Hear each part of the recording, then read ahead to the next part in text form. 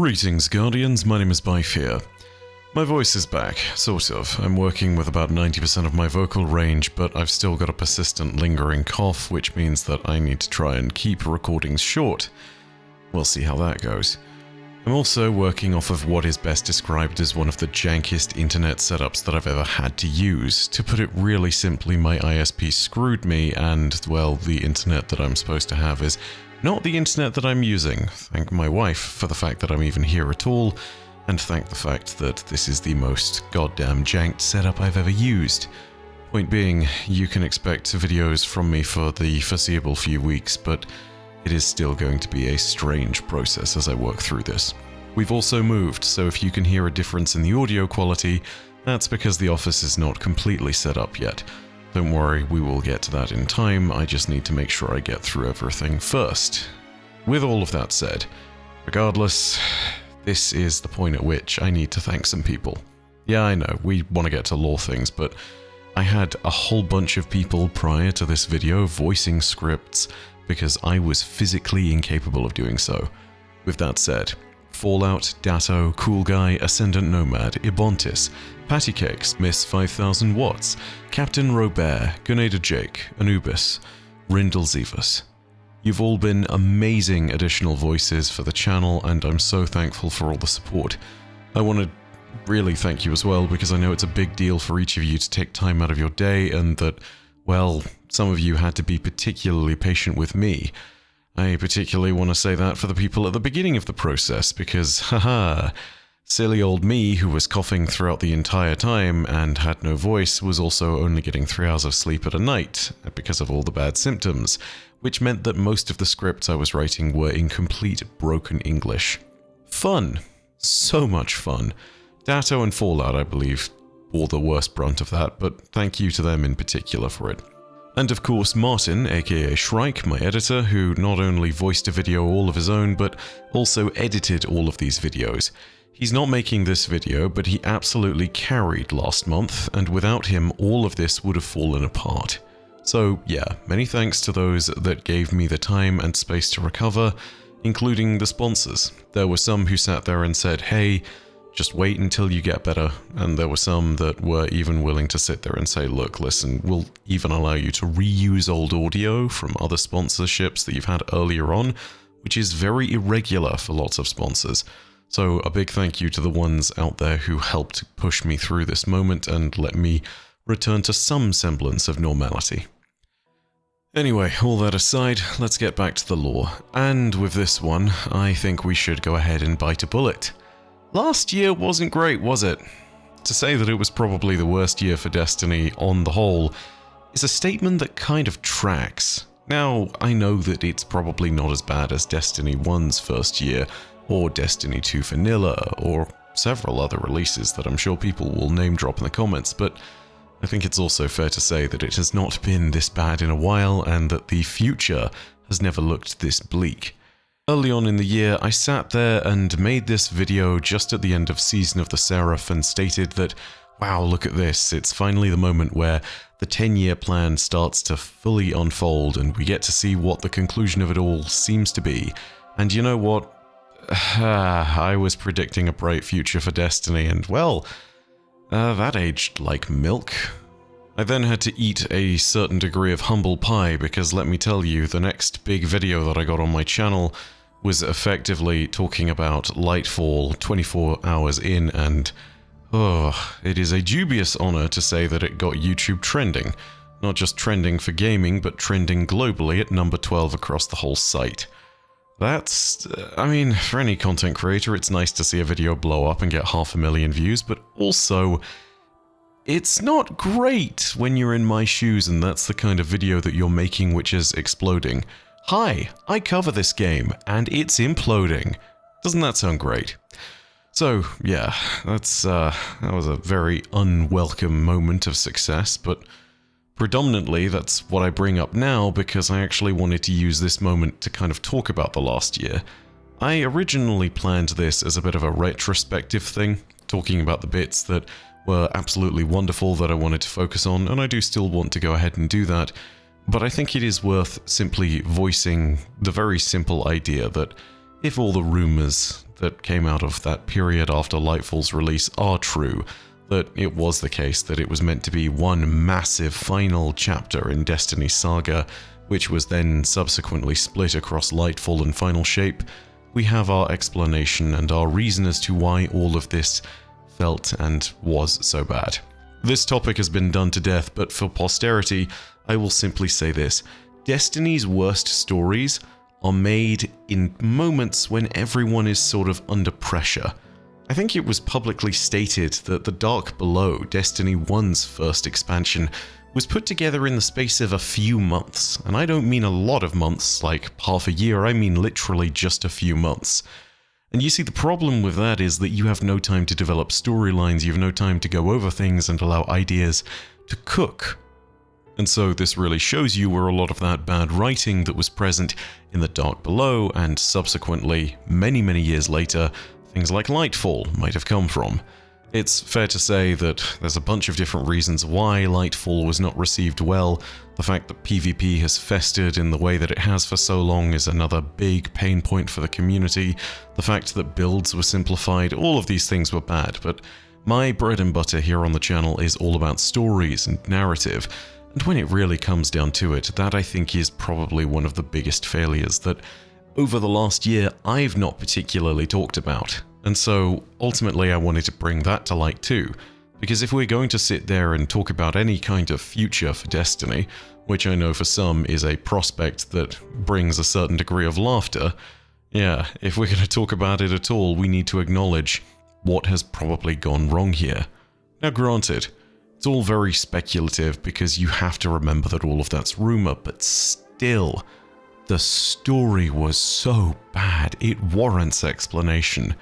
I mean, the memes of bad Destiny story have declined over many years. They were really starting to decline with Witch Queen, but let me tell you, it was really saddening to see them suddenly expand again, as we added not only the moment where you sat there at the very beginning of Destiny Vanilla with the Exo Stranger saying, "I don't have time to explain why I don't have time to explain," and you then have it joined in that great pantheon by the many moments when Osiris and Nimbus and Rohan and Callus and the Witness and everyone else related to Lightfall could have explained what the Veil was, but decided not to.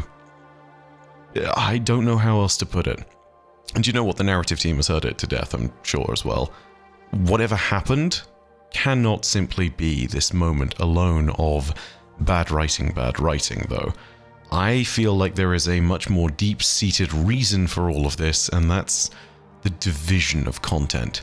Why explain what the Veil is in Lightfall if you've been forced to put it in the next season, which is already underway and already basically written by the time that Lightfall is launching? You don't have time to change it. You don't have time to shift these goalposts and put the narrative elsewhere. This thing looks and stinks of something that was deliberately cut up. And you know what? Whilst no one can easily confirm that case, I do think that it is the crying shame of all this. Now, that is the biggest thing that I wanted to talk about in this video, because it's all about narrative disappointment and it's all about where our expectations are for stories going forward.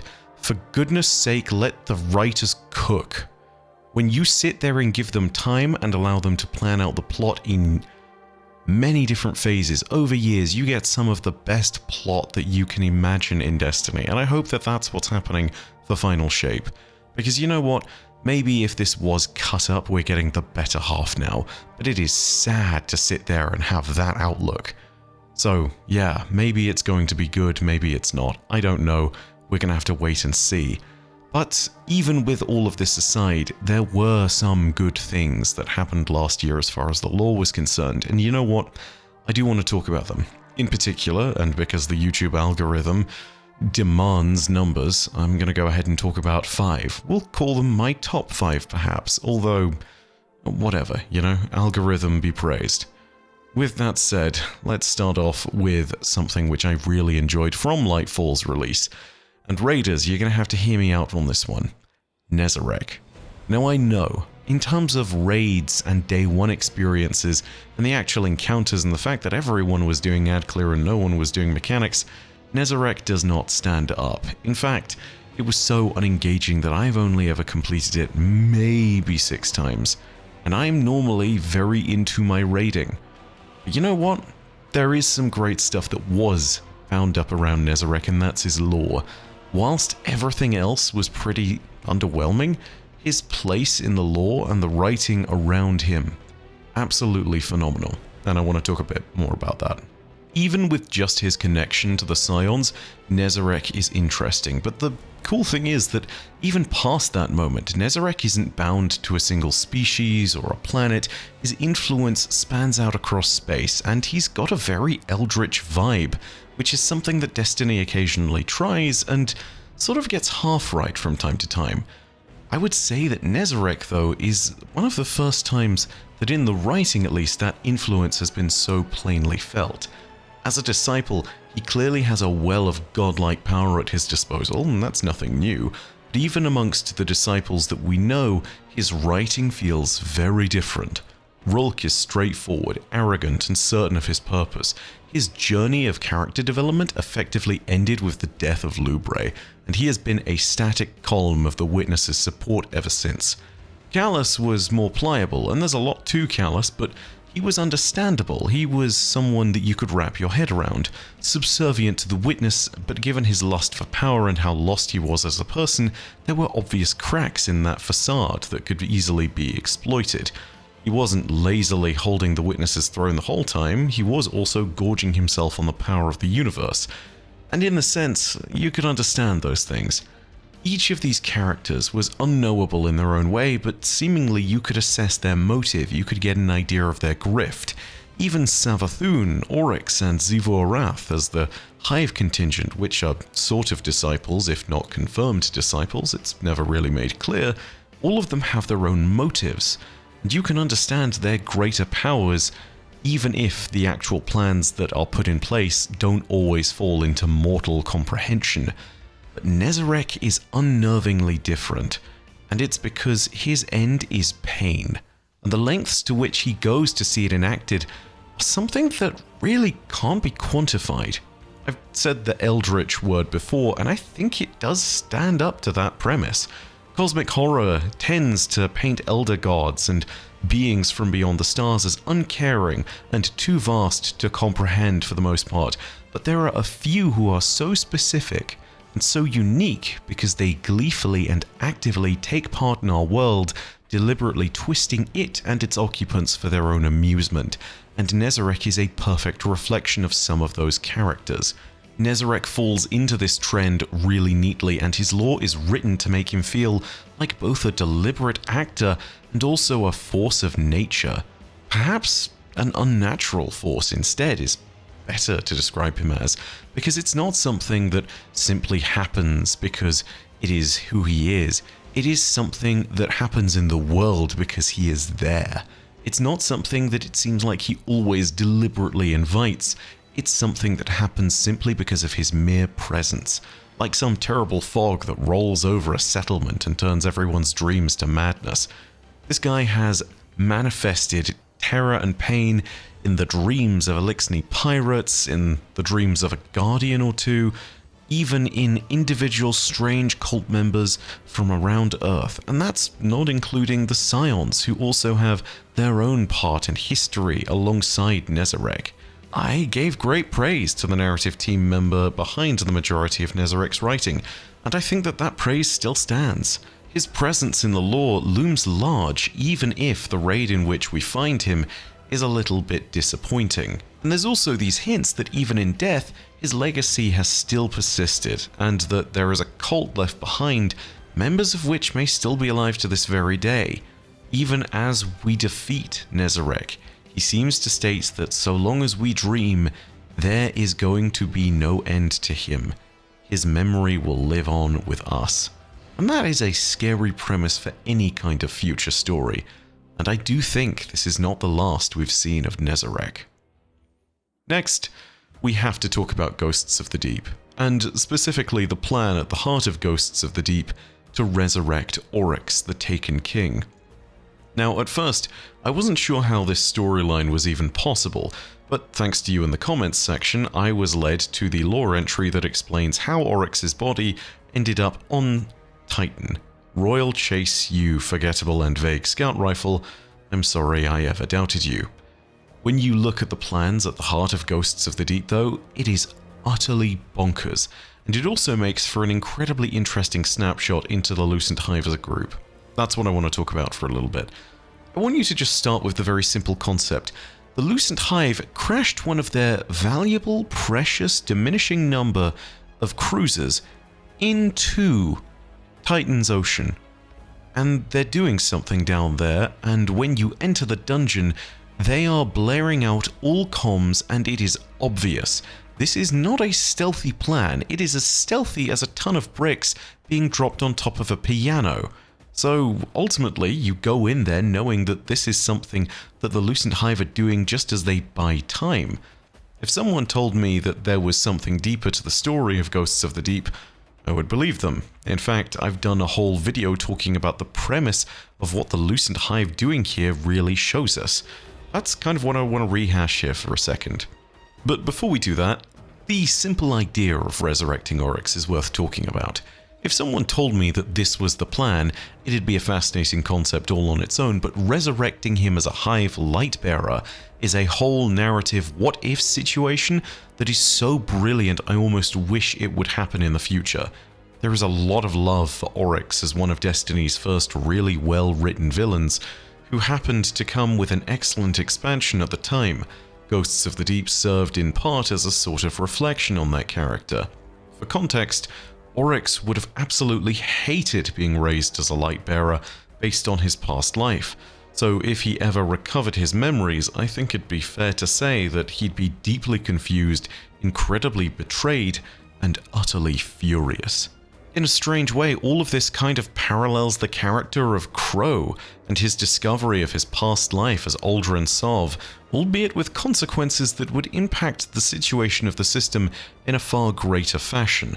After all, Oryx would have been raised not only with godlike power, but also with the light, so who knows what that all leads to. But it's not just the hypothetical of Oryx being resurrected that's amazing in this dungeon, it's also how it acted as a sort of examination of the Lucent Hive in that moment. This is the whole snapshot of desperation that I'm going to talk about here. We heard next to nothing out of the Lucent Hive ever since the end of the Season of the Risen and Witch Queen, and it was assumed for the most part that they weren't really doing much. You saw them trying to steal some of the Nezarec relics every once in a while, and they popped up here and there, but realistically they were out of the picture for a while. So certainly they pop up here just in this moment where there is a clear and massive power vacuum where Xivu Arath is trying to fill it. And after all, in their own ranks, they don't really have much of a power structure left. We killed a lot of Savathun's high-ranking Hive, we killed her ghost Imaru is realistically the only well-known commander remaining on that side of the field. And you would imagine that he would not be pleased at the idea of the Lucent Hive under his command trying to fill the power vacuum left by Savathun. After all, her body has been recovered by the Hidden, but it's not as though it can't be recovered forever. And you've got to remember that this is maybe a few months before the Season of the Witch. Imaru knew about Savathun's contingencies at this point, he just hadn't approached the Guardians. He knew that Savathun would have a plan for her death like this. He was just in that position of not enacting it yet.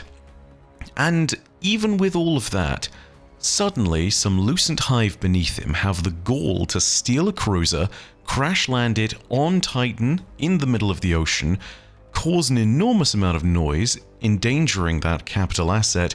Also, they can try and resurrect Savathun's greatest rival, so that he might be able to step into the position as the leader of the Lucent Hive. Suddenly you start to see why this might have actually just been a big old Lucent Hive splinter faction. We know that Imaru was holding those contingencies, we know that he was at least somewhat loyal to Savathun's vision, even if he has his moments of doubts in the Season of the Witch, so it feels unlikely that he'd sanction this. That implication alone tells us a lot about the potential independence of Hive Lightbearers, and shows us that they may even be more of a wildcard for everyone going forward. Even after all this is done, the remarkable thing is that the Vanguard studied the body, and they might have actually recovered the body for further study. It's left very open-ended, with Chalco recommending that the body is recovered, and I think it's Fenchurch who says it should be destroyed. If it has been recovered, that's a ticking time bomb that they have in storage, and it's a huge potential future storyline. After all, it failed once, and Sloan says it's not even clear if that'd work. But who's to say it wouldn't? That would be a fascinating story going forward. Third on our list, and maybe something that if this was truly ranked from best to worst, something that should be ranked higher, possibly one of the bigger highlights of the entire year, was the story of Eris Morn across the whole of the Season of the Witch. I think this is one that feels a whole lot more personal to a lot of us, if we've been truly bolted on as Destiny veterans for the space of a full decade. Eris Morn represents one of the first characters that everyone saw a promising story in. Her tragic origin as the only survivor of the Hellmouth fire team that went to kill Crota is cut with the steely resolve that she's grown over time. There have been a lot of seasons where Eris has actively put us on edge, and she's gotten closer and closer to the occult. There are a lot of people who theorized that she might turn evil, even after Shadowkeep and that lead up to the moment in Beyond Light, where we see that she starts properly using darkness alongside the Drifter and the Exo Stranger. There are moments as well that we saw from Beyond Light that prove that Eris was susceptible to corruption. The Dark Future Lawbook in particular shows us that Eris has fallen before, and has actually become a great terror across the whole system that doomed everyone. And so, when Eris transformed into a literal hive god, things got wild. The amazing thing about this premise is that it's such a huge character moment that I genuinely think it could have been made into a worthy plot point of an entire expansion all on its own. I'm sure that in some other timeline, it has been done. Half my content that season for the opening few weeks was just talking about the network of people connected to Eris and how they all reacted to her transcendence, and it really painted a picture of just how well and consistently the writing holds up. Because you know what? It requires the characters to not only expand and examine themselves, but also to react consistently with everything that's been done before. That's not easy when you've got to track the story of 10 years worth of character development from Eris and a whole load of time from everybody else. So you have some people where it's fairly cut and dry, and some where there's a lot more nuance. Elsie Bray, for example, was understandably not a fan, and she even makes the point of pinning Ikora to a bulkhead and demands an explanation. I imagine that if one hadn't been thoroughly given at that point, a gun might have been produced and threats would have been properly made. Ikora herself is incredibly concerned for Eris as a good friend of hers, but stands by her side nonetheless, even if she makes the unhelpful comment here or there, and is generally not so conducive to the process going forward. The two most interesting perspectives in my mind are the Drifters, and actually also Keitels. The Drifters' reaction was just an excellent examination of a couple of things. First of all, what it takes to have faith in someone, and what it takes for them to change you. His stance is one that is genuinely supportive, even in the face of Eris's incredible gamble. While everyone else is cursing her and calling her a traitor and wondering if she will actually just turn fully hive and destroy the city and the Guardians, Drifter knows exactly what Eris is made of. That she can handle this, and that the best thing he can do is be a steady presence for her, a pillar in her life, which will remain a constant in all of the turmoil. That's not so much an interesting perspective for Eris as it is an interesting change for him as a character, given that this is the man who has notoriously cut and run his whole life. The Drifter has sought to survive no matter what, and that's meant betraying and abandoning a lot of people. But now, he's holding out, just for Eris. His change for Eris is a 180 in his character, but it was built up with time, and it doesn't feel unnatural. It feels like the progression of a character that has come from a genuinely noble place that's been arrived at after a lot of soul-searching and a lot of lessons learned. We helped bring the Drifter to this place. Eris helped bring the Drifter to this place. It doesn't feel forced. If you've read the entirety of the progression of the story, it feels like, well, the Drifter actually growing as a character, which is the very essence of character development. The conflict between him and Eris so consistently before was always about his untrustworthiness, and eventually she did learn that she could trust him, and in return, the Drifter trusted her. Now as for Keitel, I think Ikora's report to her about Eris's transformation sums it up best. Ikora is terrified that Keitel is going to freak out at Eris's changes. She thinks that Keitel might even leave the coalition because it might get so bad. After all, the Hive destroyed Torobatl, so the idea of one of their close allies turning into a Hive god, it doesn't sit well. That's the logical assumption. But it's worth remembering here, and this is a miscalculation that Ikora makes, Keitel isn't filled with emotion and rage in quite the same way as the other Cabal that we've met over the years. She takes on a few aspects of Dominus Ghaul from Destiny 2 Vanilla, certainly much more of his aspect than of her father, Calus. She's learned his cold and calculating tactics and his pragmatism, but has none of the hubris that led him to assume that he would be chosen by the Traveler as one of its guardians. She is humble enough to know what she doesn't know, and, well, that's exactly what happens. She acts with honor and is often blunt, but in this moment she literally says, "I do not understand these things enough. I acquiesce to your plan, we will not interfere."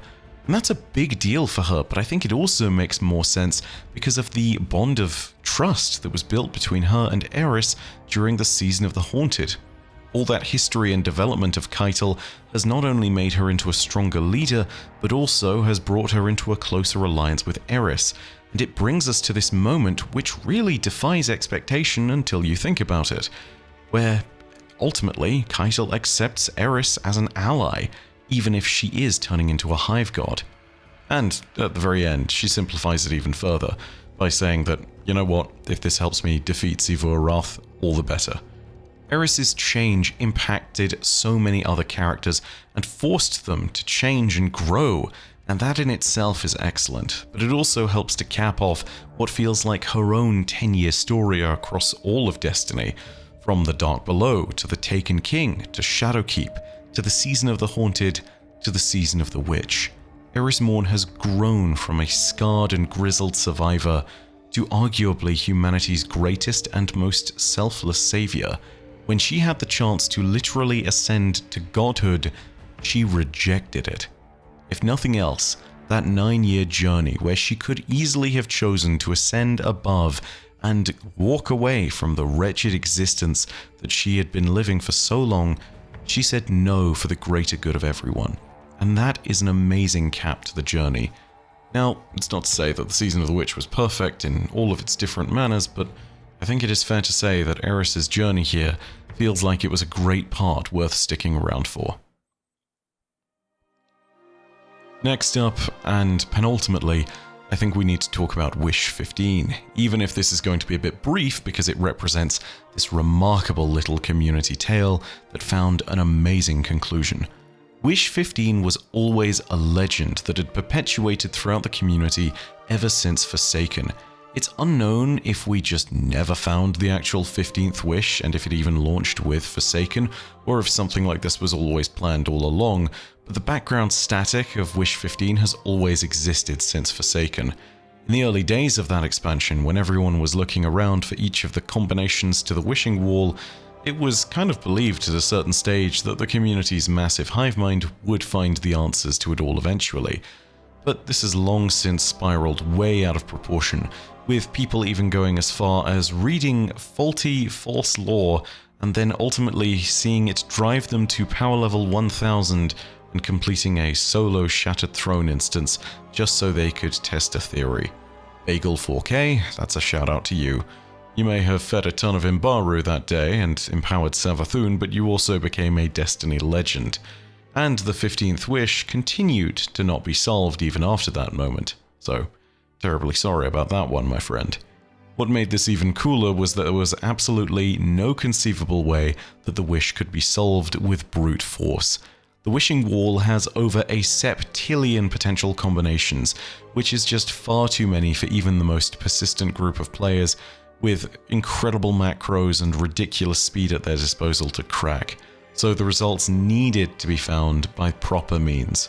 When it was finally revealed, the fact that it was related to Savathun made her even more devious and showed how devious her plans could become. And in my mind, at very least, it made it only all the sweeter. Savathun and Riven had a partnership that was something that helped to create the curse on the Dreaming City. That was the last wish.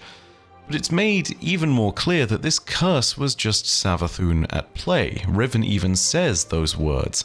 Savathun is at play. This was an introduction to her plans. Wish 15 may well have been the thing that she laid from the very beginning, something that was actually part of her plans going forward. A plan to guide the necessary pieces into place for not only her own survival but our own, as well as a plan to allow her to escape death yet again, as we were forced to let her live. It's not the craziest capital S story, but it's probably the craziest community myth brought to life as an in-game bit of lore. Had it not been for the terrible Bungie layoffs and general downswell of the game as of late, I think it would have been remembered as an incredibly fond twist that led us into Season of the Wish. And finally, for our last little moment, our last thing this year that I think is worth remembering, I think it would be wrong to not mention the powerful performance and lasting legacy of Lance Reddick, aka Commander Zavala. Earlier this year, we saw Lance Reddick pass away. It felt sudden and shocking and awful, and we were then quickly thrust into a shorter season of Destiny that was explicitly focused on the devastating consequences and cruelty that comes with a sudden and seemingly meaningless death. Season of Defiance wasn't the best season in Destiny, not by a long shot, but it did tell a story that told us about the true nature of loss and sacrifice, as well as what it takes to move on if you're the ones that remain. It all felt a little bit too real as the community was mourning Zavala in real time. I think it's only more of a shame because in those moments where Zavala mourned the loss of Amanda Holliday, I think that those represent some of the most complex moments in the character that Lance Reddick so lovingly brought to life, a character that the community had only grown to love in the years that followed. Zavala's stoicism was revealed in the Season of the Haunted to be a strong and almost unbreaking facade for the unworthiness and weakness that he personally felt, with his inability to defend his family being at the core of it all. Having started on the road to forgiving himself and moving onwards, Zavala's perspective on things had changed for the first time in hundreds of years, and it happened just as he was starting to question his faith in the Traveler during Witch Queen. After all, his god that he had sworn allegiance to for so long had just gifted the light to the Hive, and then he had to face up against his own personal nightmares. This was clearly enough to break his stoicism, and as he allowed it to break even briefly, Zavala was given new resolve by the family that he had nurtured around him for so long. Amanda was an important part of that family, and her death was something that drove Zavala into despair. Lance's portrayal of a man who had found hope at last, only to see it cruelly dashed, was a powerful thing. In that moment, I think Zavala really spoke for all of us, and hauntingly, it feels almost like Lance gave a bit of a eulogy for himself. As Lance cursed the Traveler and mourned Amanda's loss, I think all of us were left to deal with the very real mourning sensation of a man who had been a rock for so many, and who had genuinely brought something that we all enjoy to life. In the grand scope of things, his final goodbye to Amanda isn't a huge moment in Destiny's history. It's a guardian mourning a single mortal human, which in Destiny terms is remarkably grounded. And yet, I still think it stands out as one of his strongest performances. The gravity and gravitas, for that matter, of his rejection of Keitel's deal during the Season of the Chosen, his fury at the betrayal of the Traveler in Witch Queen, his utter defeat in the presence of the nightmare of his wife, Saphira, on the Leviathan. All of these are powerful performances, but power alone does not make something great. Lance, in these moments where he was mourning someone in his voice acting, brought finesse and brought grace to a moment in Destiny's story that was ultimately unimportant in the big picture. But in adding finesse and grace to it, Lance Reddick made it matter. And that's a testament to his skill as a voice actor and a testament to his empathy as a person, that he was able to gauge the perfect tone for this scene in particular. I imagine it'll be fondly remembered in a small and powerful way as one of his greatest performances. It is a terrible shame that we will not know more of his incredible work going forward. And it goes without saying, may he rest in peace. It's been a rough year, and I want to start 2024 off in my next video by talking about the future of the channel as well as the future of Destiny. I am keenly aware in this moment that things are not great for Destiny right now. I'm examining other options, and I know that when the season of the Wish dries up, the interest in Destiny's lore will wane for a period until Final Shape kicks in. I will still be around to cover Destiny, and I will still be here to give you content coverage on things that I think are important. I am going to be focusing on trying to make videos that get clicks.